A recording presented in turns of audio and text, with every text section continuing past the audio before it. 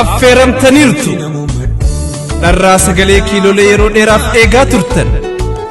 albama dansameeyre qabiyyee ciccimoon hammatame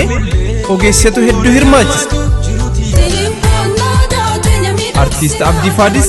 albama lammaffaa isaa kunoo jabaan of jedheera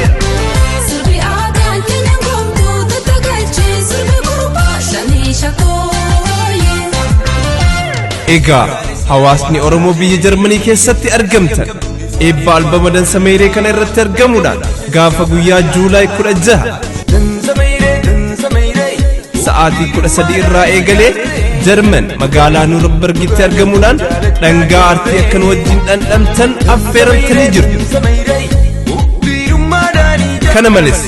albamni dansameeyre karaa toora onlaayinii Spotify fi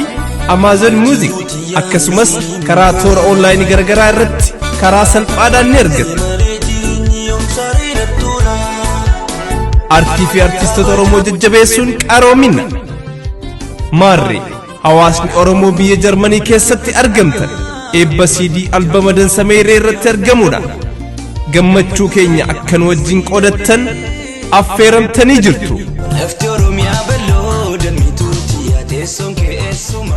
teessoon Jarmanii magaalaa Nuurenberg Reudorf Straße 6 9431